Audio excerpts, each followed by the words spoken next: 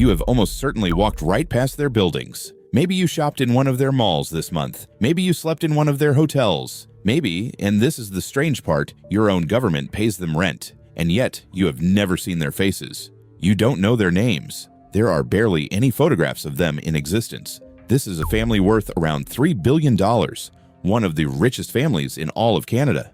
They own landmark hotels, shopping centers, and entire office towers full of government workers, including, of all things, the people who collect the nation's taxes. But you could sit next to one of them on a plane and never have the faintest idea. No supercars lined up for the cameras, no magazine covers, no interviews ever. One major newspaper got so frustrated trying to find them that it gave them a nickname. It called them the Hermit Kings. This is Asian Dynasty. And this is the story of the richest, most invisible Asian family in Vancouver. Refugees who arrived in this country with almost nothing and quietly bought up some of the most valuable real estate on the entire continent and without anyone ever noticing. Because the secret here is not just how much they own, it is how they did it in total silence and why staying invisible was the whole strategy. By the end of this, you will understand the patient, almost ruthless game the Laljis family has been playing for 50 years. And I promise you, the deeper we go, the stranger and more impressive it gets.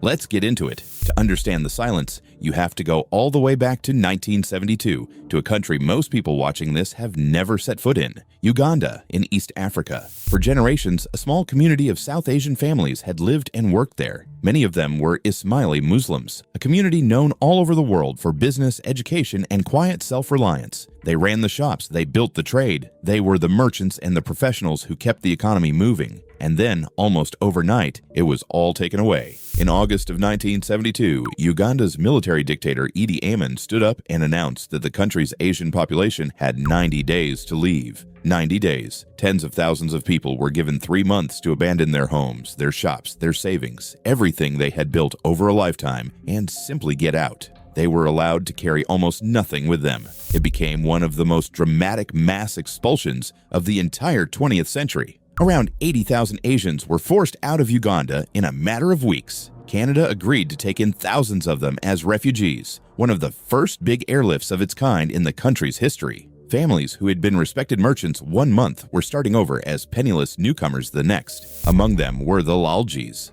They lost what they had, and they scattered across the world looking for somewhere that would take them in. Canada opened its doors. And so, a family that had just been stripped of everything landed on the far side of the planet in British Columbia and began again from zero. Now here is where most refugee stories and most billionaire stories go in completely different directions. The Laljis went looking for the most boring, most permanent thing they could possibly find. Not a flashy business, not a quick win, land.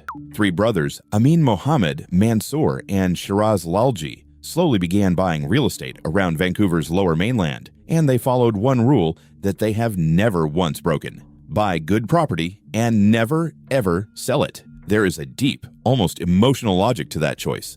Land does not run away. A government cannot put land on a plane. For a family that had just watched a dictator confiscate everything they owned in 90 days, owning the one thing that is physically impossible to seize and fly out of a country, the ground itself, must have felt like the only kind of safety that could never be taken again. Their company is called Larco Investments, and over the next 50 years, it grew into something almost nobody outside the industry can quite believe. It became the largest privately held real estate company in all of Canada. Not publicly traded, no outside shareholders to answer to, no quarterly earnings call, just one family quietly buying and holding, decade after decade after decade. One of the few people who has ever spoken on the family's behalf once put their entire philosophy into a single sentence. They are not a company, he said, that makes money by buying land and flipping it for a quick profit. We buy it because we like it, he said, and we keep it a very long time. And what they bought tells you everything. Take their crown jewel, Park Royal in West Vancouver. If you live anywhere near Vancouver, you already know it. It sits right at the foot of the Lions Gate Bridge, and it carries a piece of history with it. It was one of the very first shopping malls ever built in Canada, opening its doors back in 1950. Hundreds of stores, millions of shoppers walking through it every single year. The retail anchor of the entire North Shore. And it belongs quietly to a family whose name almost none of those shoppers could even tell you. Every coffee bought, every bag carried out to the parking lot, a small piece of it flowing back to the Laljis. They own the ground the whole thing stands on. And even before their biggest deal, the family's holdings were already worth well north of $1 billion. But Park Royal was only the beginning, because in 2007, the Laljis family did something so bold it made headlines across the entire country. And it is still, to this day, the single most astonishing thing they have ever done. The government of Canada decided to sell off a portfolio of its own office buildings, not small ones. Prime towers in the hearts of major cities: Vancouver, Calgary, Edmonton, Toronto, Ottawa, and Montreal, some of the most prestigious government real estate in the country. 91 different bidders were invited to the table. 2 of the country's biggest banks ran the auction. And when the dust finally settled, the winner was not a giant pension fund. It was not a foreign conglomerate. It was Larco, a private family company from Vancouver. The Laljis paid $1.64 billion, and they walked away owning 9 federal buildings outright. And then the government of Canada agreed to rent them right back for the next 25 years. Stop and think about what that actually means. A family that arrived in this country as refugees with nothing now collects rent checks from the Canadian government itself. Over those 25 years, the lease payments would add up to more than $500 million, starting at around $82 million in just the first 5 years and climbing higher from there. The government got one giant check up front. The Laljis got a guaranteed income stream backed by the most reliable tenant on planet Earth, the state itself. And here is the detail that turns it from merely impressive into almost unbelievable. Some of those buildings house the Canada Revenue Agency, the tax collectors, the exact arm of the government that audits everyone else in the country, clocking in every single morning to an office quietly owned by the Laljis family. We are about halfway up this story now. And if a refugee family becoming the landlord of the taxman already sounds impossible, hold on, because the next part is where the silence becomes the real masterstroke. Drop a comment and tell me which city you want us to uncover next. From there, the empire only kept growing, and it kept reaching for landmarks. In 2013, the family bought one of the most iconic hotels in the entire country, the Fairmont Chateau Laurier, the grand castle-like hotel that sits right next to Canada's Parliament buildings in Ottawa, a genuine national symbol owned by a private family from the West Coast. Then in 2017, they bought again, this time the historic Dominion Public Building in downtown Toronto, a grand old stone landmark standing right beside Union Station for $275 million. And those are just the trophies. Larco also quietly owns the Whistler Village Center at one of the most famous ski resorts on Earth, a self-storage network, apartment buildings, film studios, and property that reaches well beyond Canada entirely into the United States, the Caribbean, Britain, and Europe. A vast web of holdings spread across the world, most of it tucked behind subsidiaries and holding companies with names that reveal absolutely nothing. Which brings us right back to the silence, because by now you might be asking the obvious question. If this family is worth $3 billion and owns half the landmarks in the country, why have you never once heard of them? The answer is that the invisibility is not an accident.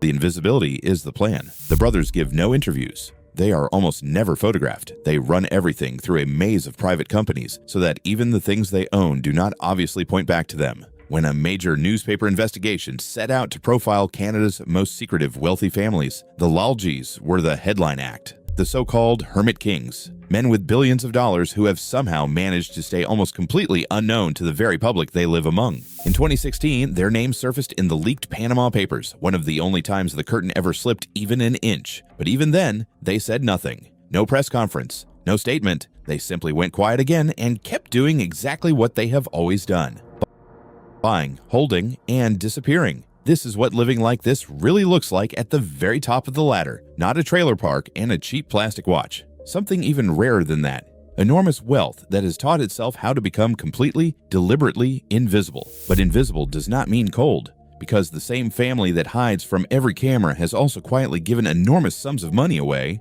Hospitals, community centers, healthcare for women and children across British Columbia. Giving is woven deep into the Ismaili tradition they come from. The idea that wealth is not yours to flaunt. It is yours to put to work for the people around you. So the money that almost no one can see still flows back into the city, into clinics and centers that carry no family name on the front of them, helping people who will never know who paid for it. The same instinct that keeps the Laljis out of the newspapers keeps their generosity just as quiet. So look at the whole pattern now, all at once. A family stripped of everything in Uganda, 90 days to leave, landing in a strange, cold country with almost nothing to their name. And then, instead of chasing the fast and flashy money, choosing the slowest, most patient game there is. Buy the very best real estate you can find, never sell it, never talk about it, and then let 50 straight years do the rest. No flash, no fame, no founder smiling on a magazine cover, just land, time, and silence, compounding quietly into one of the great fortunes in all of Canada. And that is the real lesson hiding inside this story. We are trained to believe that wealth is supposed to be loud. The cars, the jets, the family name carved across the top of the building. But the deepest money is very often the money you cannot see at all. The Laljis understood something that most people never will. That visibility is a cost. And that privacy, real privacy, is its own kind of power. They lost everything once to a dictator's 90-day order.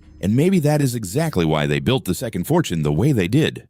Quietly, permanently, and completely out of sight, so that this time, no one could ever point at it, no one could ever take it away. A family that learned, in the hardest way imaginable, that the safest wealth in the entire world is the wealth that nobody even knows you have. So here is my question for you. Would you rather have the loud kind of rich, the kind that everybody can see, or the silent, untouchable kind that the Lalji family chose? Tell me in the comments below. And if you want to see how another immigrant family quietly took over a completely different city, watch the story I have linked for you right here. This was Asian Dynasty. I'll see you in the next one.